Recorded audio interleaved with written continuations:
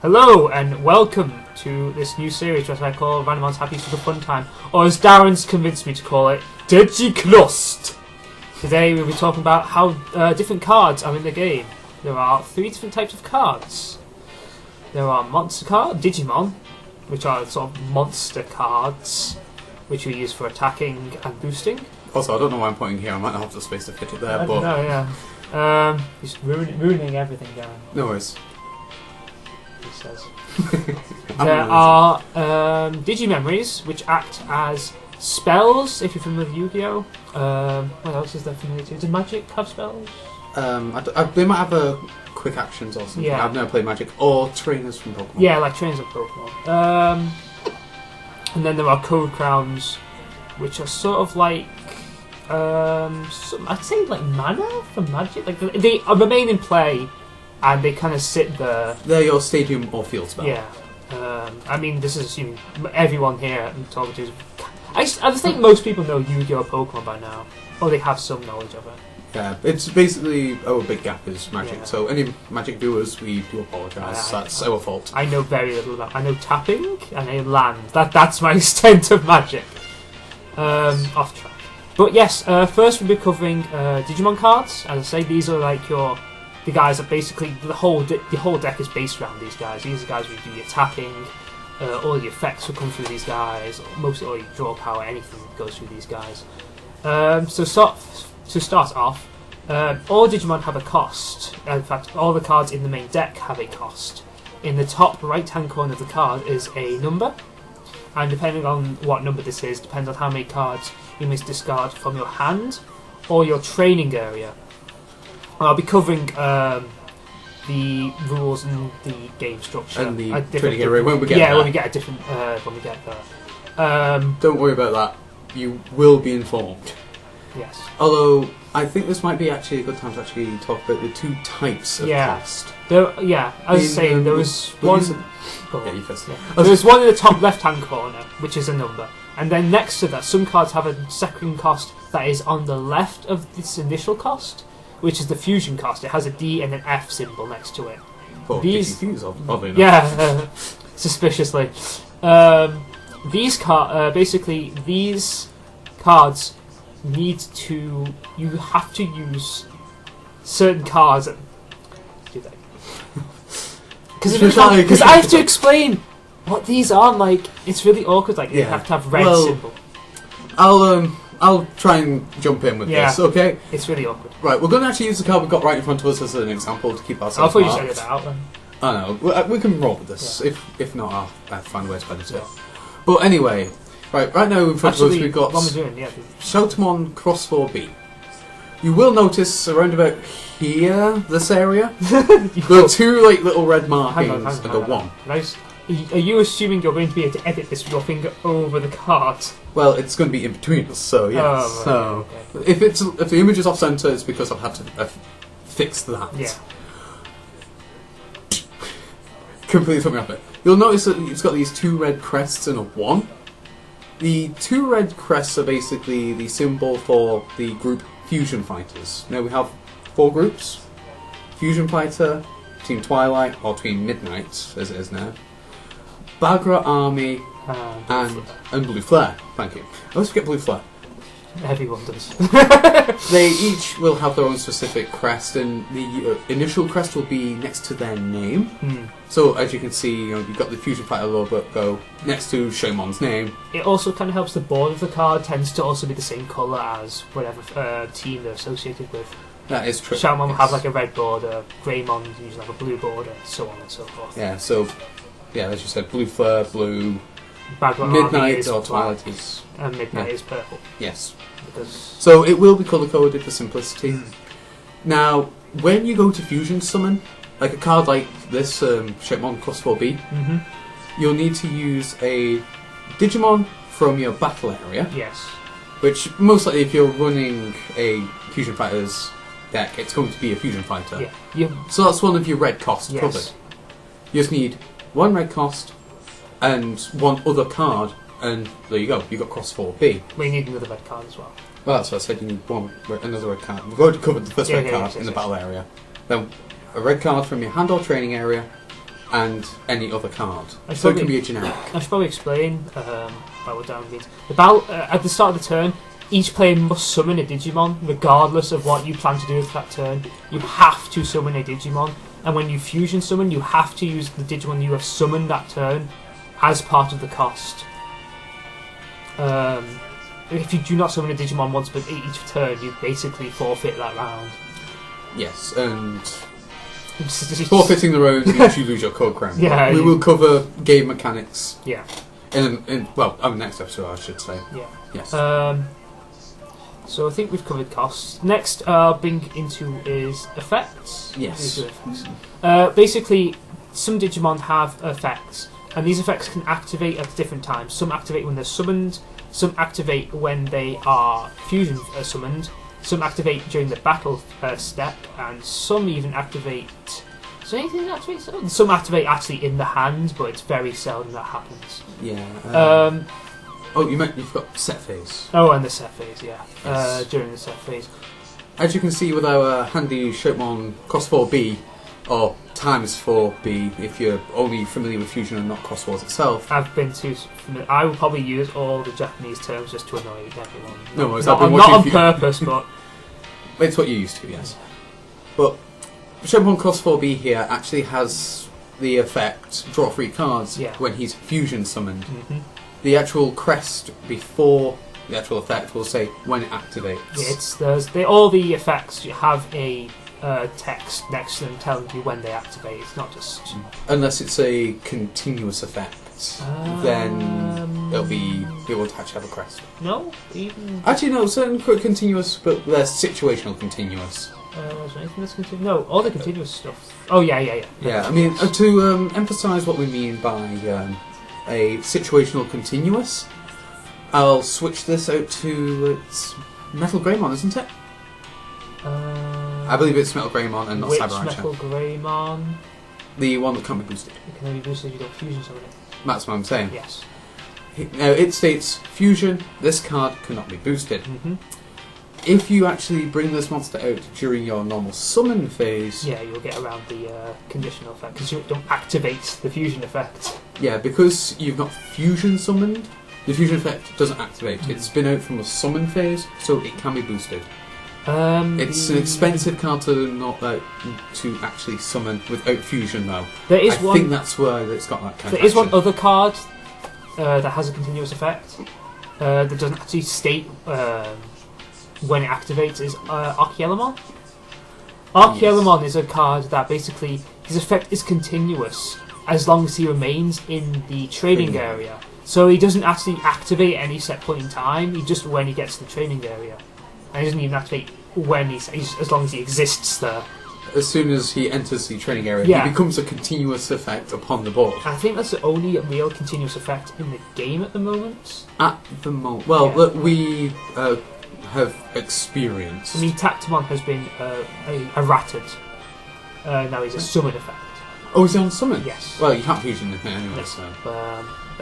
There's a couple of text errors in some of the cards. They have been covered in a online FAQ on the Facebook page. Yes, so I'll try and find a way to link to that. Yeah, I've got a copy in my own notes, but I don't. Yeah. I couldn't have found the. It's easy enough to find.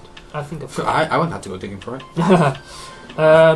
It was easy enough to find when it first came out because it was right there at the top, but it's gone walkies now. Next up on Digimon cards, they all have a power. They have two different sets of powers. The first is the one that actually says power. Which is most of the time is in the blue box, but I'm not sure. It's always blue with a different border. Yeah. This is basically how much power your Digimon has, or attack, or I think attack's pretty universal in card games. Yeah, it's either attack or I don't know if I use vitality or not. I'm not sure. It's not actually like a life counter. It's actually your offensive force. Yeah. And basically, Shopmon Cross 4 here has 1,500 power and a boost of 300. This means that when he's boosting another card, he has to. He only boosts by 300. But when he's attacking, he has a base of 1,500. And basically, you want your numbers to be as big as possible, since winning the battle step is usually whoever, well, all the time, is whoever has the bigger number at the end of calculating the boosts. Not all the time. Whoever's... this is going to come up again back in back when we cover game mechanics. But at the beginning, you'll actually reveal a code crown. Whoever reveals their code crown for that turn is priority player. So that decides, who goes first on certain actions, because you play turns simultaneously. In a battle between two evenly strengthened monsters, the priority player will win that collision. So you don't just clash short swords, it's a tie, nobody gets a code crown, and it gets returned. Priority player wins. So you always have to beat the priority player unless you are them. There is one other thing that we'll cover boosting now. We switch this round for a Sharpmon Cross 2. I think that's a pretty good example. Sharpmon Cross 2, he has a spell that a much lower attack than Sharpmon Cross 4, but he has a much larger boost. Now, boosting is during the turn. The player with the lowest attack has priority on boosting. Which this means is, again, we go to the cost in the top left-hand corner. You have to discard from your hand or the trading area a number of cards that are listed there, and that will allow you to play the card to boost. You can't use the fusion cost during this step. It has to be the summon cost that you use. Yeah, it's because you're not actually fusion summoning. No. Digifusing is just for fusion summon. Anything else, you tend to use the cost in the top corner of the card. So, as you said with Cross 2, I think Cross 2 is a cost 2 as well. It's a cost 2, yes. Yeah. So, try saying that 3 times fast. Cross 2, Cross 2. Times 2, cost 2. Yeah, can I say the American? That's much easier. Yeah. Fusion 2, cost 2. That's not even the right one. It's times the 2. Is it times 2? Even though it's not 2 of them. But yeah, so yeah, when you fuse, you have to pay the cost. You have to pay a lot of costs from your hand in this game, which you'll quickly discover. A lot of cards do actually say draw, though. Yeah, and a lot of cards, like the Shaman Cross 2, he has an ability that lets him reduce his own cost when boosting a Fusion Fighter card. So it's only one card instead of 2. Speaking of costs, there's another card that uses costs, and those are Digi-Memories. As we explained before, Digi-Memories aren't Digimon, so you can't summon them at all. They can be used for the fusion cost and summon cost, but you cannot summon them at all in any way, shape or form, because they are not Digimon. These basically have effects that change the state of the game. Like there is Marine Angemon, which will stop the battle during the battle phase. And again, you have to pay the cost on the top left-hand corner to activate these cards. I believe most Digi-Memories right now, I don't think I've seen any that are above cost 1. No, I think they're all cost 1. No, they all tend to be about cost 1. There might be a cost 2, but I can't think of it off the top of my head. I think it might be a Leviamon or something. Both Leviamons are cost 1. Well, they're both pretty good as well. It sounds about right, but for some reason it's niggling at me that there's one, the cost 2. There probably is. It's probably because you don't want to be wrong. Yeah. But the best thing to remember with Digi-Memories are they're basically the cards that change game state. Yes. Because as you said, there's a Marine Angemon that ends the battle. Yes. Which is basically the battle fader from Yu-Gi-Oh! There's also a sorry, just bring that back up. There's also another Marine Angemon that turns around and says, if something's over a certain power, I think it's 800. Yes. Make its power 0. Your opponent can summon another monster. Yeah, it's really weird. Which right now is the only way of having 2 monsters in the battle area. And at the end of your turn, it is a case, well, when it comes to battle, you calculate your total from both monsters, so they attack together.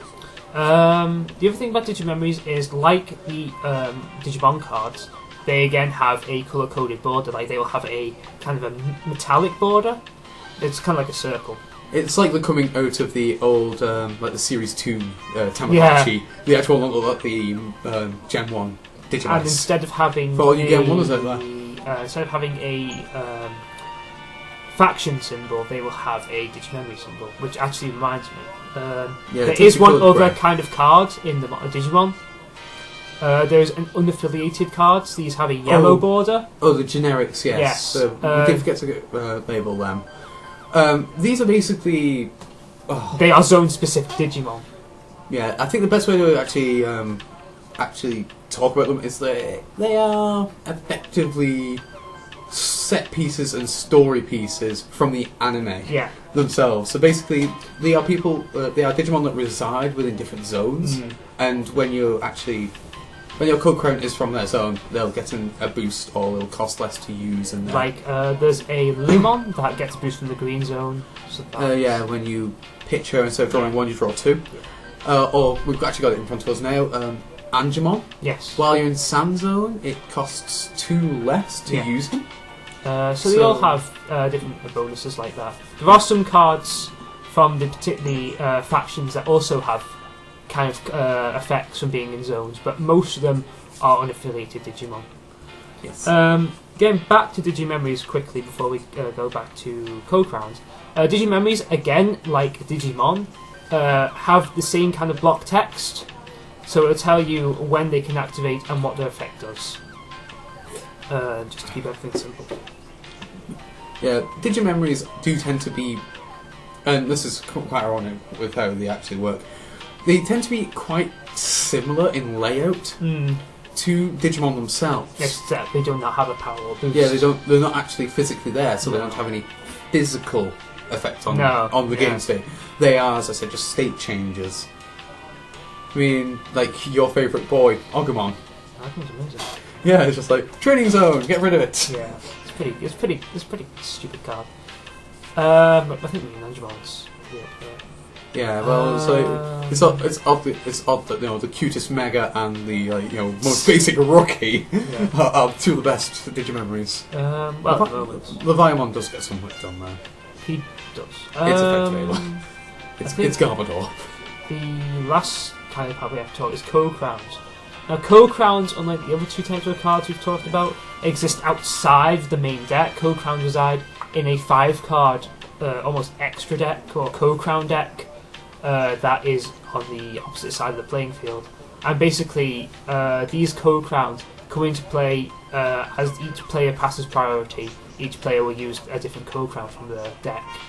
And these Code Crowns have various different abilities, like they may reduce summon cost, they may reduce fusion cost, they may increase attack. I think that's mainly what most of the Code Crowns have at the moment do. They're very simple, but in the future may have more complicated ones. I don't think we've got any that actually hinder certain decks yet, have we? They're all positives right now. No, there's nothing that hinders decks. I mean, of course, your Code Crown could hinder your opponent in the fact that it's going to be designed towards your deck. Yeah. Because a lot of Code Crowns may not just... like, some will just state, like, oh, well, everything gets, like, minus boost and fusion cost. Yes. Whereas others will actually turn around and say Bagra Army get -1 cost. So if you're not playing the same deck, then obviously if you're playing a Shoutmon deck and your opponent's playing Bagra Army, then obviously the Code Crowns you use will not benefit the Bagra Army user, but the Bagra Army's Code Crowns will not benefit you either.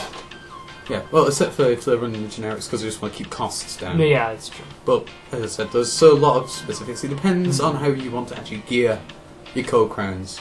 Now, at the moment, we've got quite a lot of Code Crowns, but at the moment there is none for Team Midnight or Team Twilight, whichever one you prefer, and there's only one for Blue Fleur at the moment. I assume this will change as more coming sets. Isn't it that one also a Theme Deck exclusive? Yes. It's kind of annoying that Blue Flare, it's like in set 1 seems to be the apart from Team Midnight, it's like Blue Flare and Team Midnight seem to be getting like next to no support. It's like 5 cards for Midnight, and even though you can make a Blue Flare deck right now, you've got the resources to do it. It's quite bare when you compare it to Fusion Fighters and Bagra Army. They have a lot more cards. It feels like Fusion Fighters have a lot more cards, and Bagra Army's cards are just so good. Like they don't have very as many. centralised around a few cards. They don't have as many as everyone else, but the cards they do have are very, very good. Yeah. Well, we do know that the next set is definitely going to include Bagra Army, and we will get to that in a future episode. I'll give you a small spoiler. This guy loves Bagra Army. He's been toting that deck since before the set came out. Because it's the He hates what this card does. Because it's just too good. It is. Well, at least in our opinion, it's too good. Well, we don't know. We've not seen any of the cards from the set, so... Yeah, unless there's something that turns around and says, this card doesn't work. Yeah. So that will be coming up. There will be episodes for it, and we'll hopefully entertain you. Also, more cereal. He told you it would be more cereal. There's no Cocoa Pops. Well, he said Crunchy Nut were coming in, but they decided to cancel last minute, so I had to make amends. I can't look into this. Swear to God. You were the one in charge of doing this. I swear to God, if we do not have Cocoa Pops, I'm just going to leave. What about Cocoa Puffs? Maybe. It depends how I feel. I'll flip a coin or something. Right. See, I'm working with a diva. Or a diva! Okay, that's pretty good. That's pretty good. That's pretty good. I can't deny that. That's pretty good. I like Tamers. So Tamers was my series. It was a lot of people's series. So that's probably another video for another day. Yeah, so... Anyway, guys, this guy is... I'm Maxcen. I'm James McKnight. And this was Digi Xross'd. What are you doing? Oh. Peace out! Can't believe I screwed that up.